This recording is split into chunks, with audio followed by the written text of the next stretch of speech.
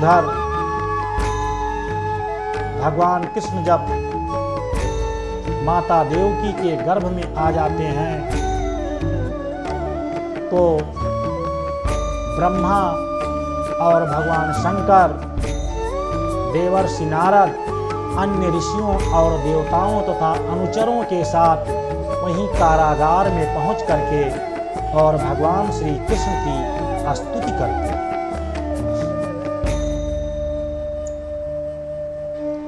देवगण एवं ऋषिगण भगवान श्री कृष्ण की स्तुति करते हुए कहते हैं कि सत्याव्रतं सत्यपरं त्रिसत्यं सत्यास्य योनिं निहितं च सत्ये सत्यास्य सत्यामृतसत्यनेत्रं सत्यात्मकं त्वां शरणं प्रपन्ना। भगवान शिव, ब्रह्मा जी, समस्त देवगण भगवान श्री कृष्ण की स्तुति करते हुए कहते हैं कि हे प्रभु, आप ही सत्य संकल्प हैं,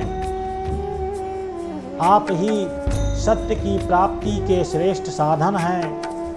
सृष्टि के पूर्व, प्रलय के समय एवं इन दोनों के बीच की स्थिति में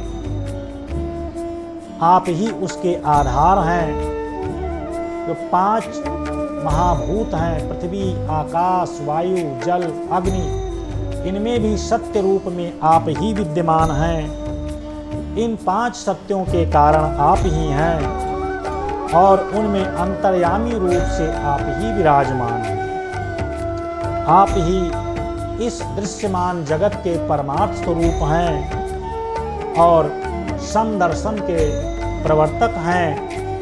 हे प्रभु, हम सब आपकी शरण में। इस प्रकार समस्त देवता गर्भस्थ भगवान श्री हरि की स्तुति करते हैं। उधर भगवान श्री कृष्ण के जन्म का समय शनैः शनैः निकट आ रहा है और जब भगवान श्री कृष्ण के जन्म का समय अत्यधिक समीप आता जा रहा है तो उस समय जो ऋतु है, समय है, वो अत्यधिक आनंदवर्धन, सुखद एवं अनुकूल होता चला जा रहा है। किस प्रकार का ऋतु, किस प्रकार का समय होता चला जा रहा है। महर्षि सुखदेव जी महाराजा परीक्षित से इस बात का उल्लेख करते हुए कह रहे हैं कि अथ सर्वगुणोपेतः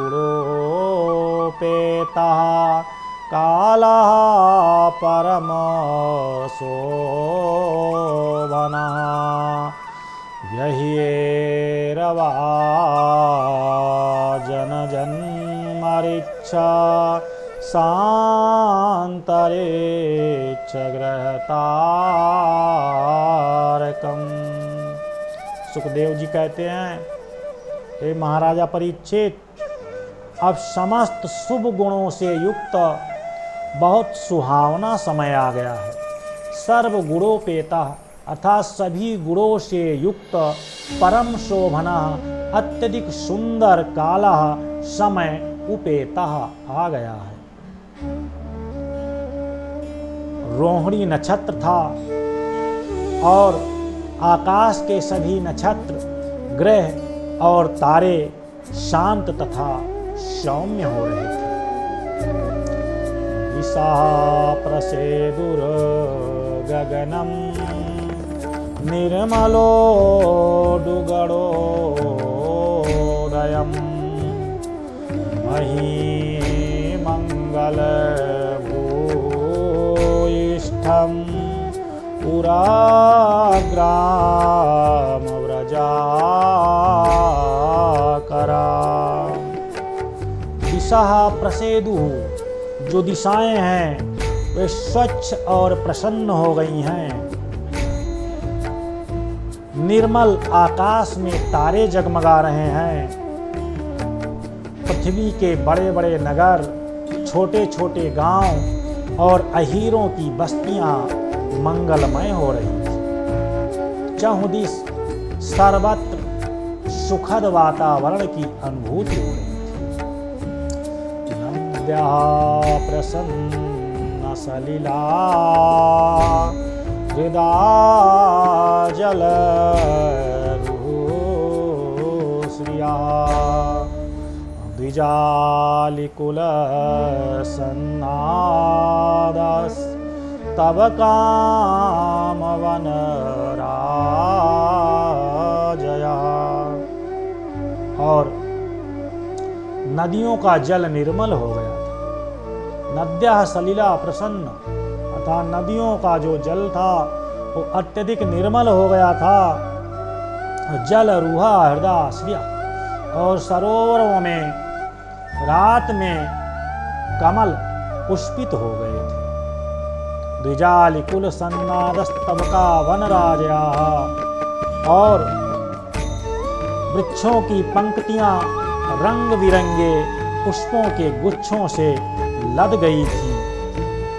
कहीं पक्षी चहक रहे थे तो कहीं अलिकुल सन्नादः अर्थात भौरों का समूह गुनगुना रहा था। आयु सुखस परसा गंध शुचि अगण्याश्च द्विजातीनां शान्तास तत्र समिन्दता।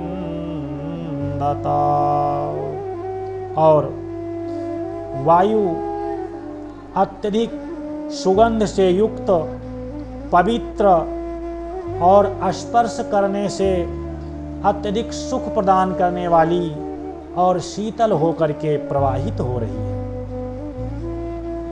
कंस के अत्याचार से, यज्ञ इत्यादि करने से ऋषियों और द्विजों के यज्ञ कुंडों की जो अग्नियां बुझ गई थीं, वो पुनः प्रज्वलित हो उठी। अपने आप पुनः उसमें ज्वलनशीलता आ गई है। भगवान श्री कृष्ण के गर्भ में आने के अवसर पर इस प्रकार के परिवर्तन परिलक्षित होने लगे। इधर भगवान श्री कृष्ण का जन्म होता है। महाराजा वासुदेव भगवान श्री कृष्ण को देखते हैं। उनके स्वरूप को देख करके उन्हें कैसा अनुभव हो रहा है, कैसी प्रतीति हो रही है।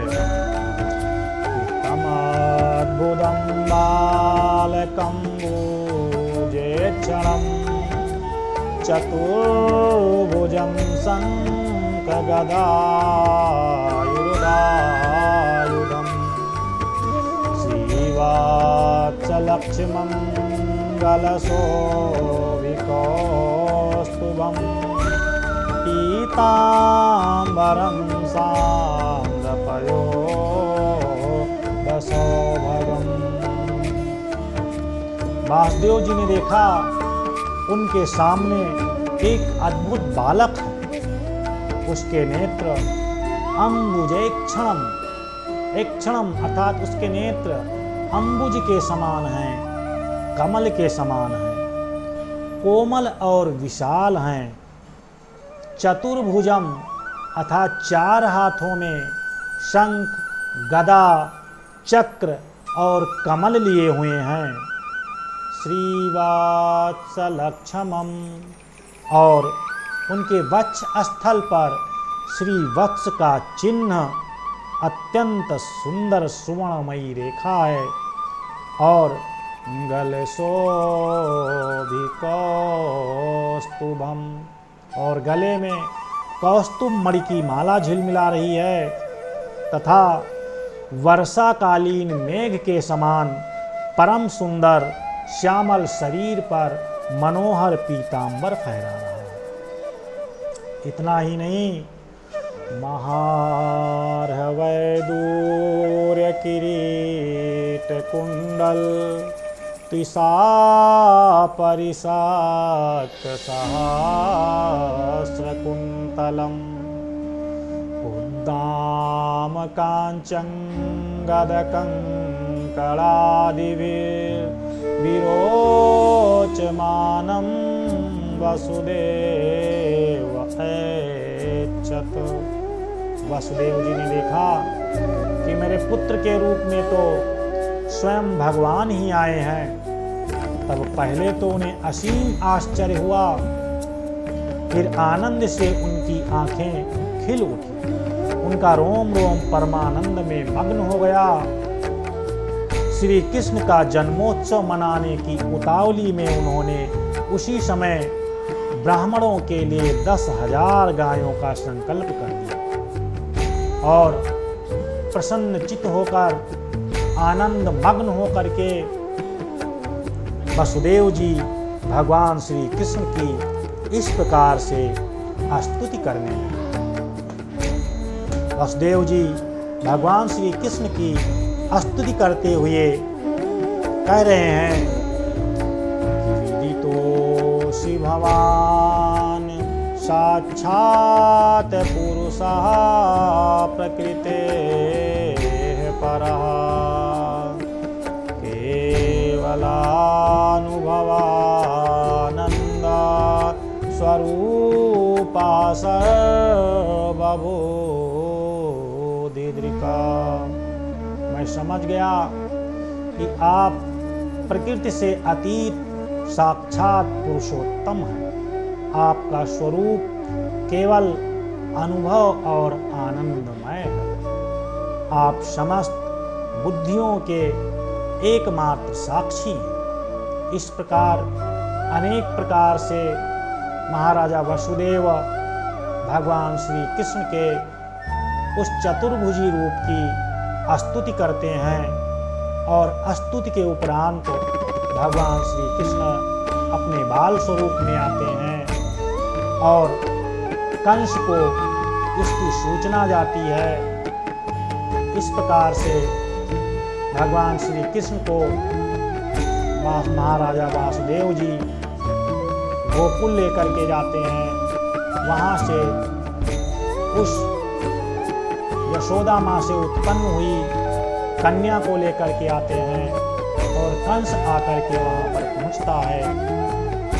फिर उस कन्या के वध के लिए प्रयासरत होता है।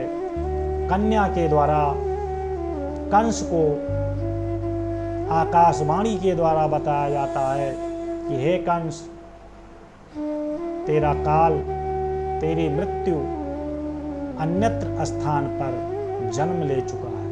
इस प्रकार कंस अत्यधिक दुखी होता है, आहत होता है और महाराजा वासुदेव और माता देवकी अत्यधिक आनंद मग्न हो जाती हैं। इस प्रकार भगवान श्री कृष्ण का जन्म होता है। ओम श्री कृष्णं वंदे जगद्गुरुम्।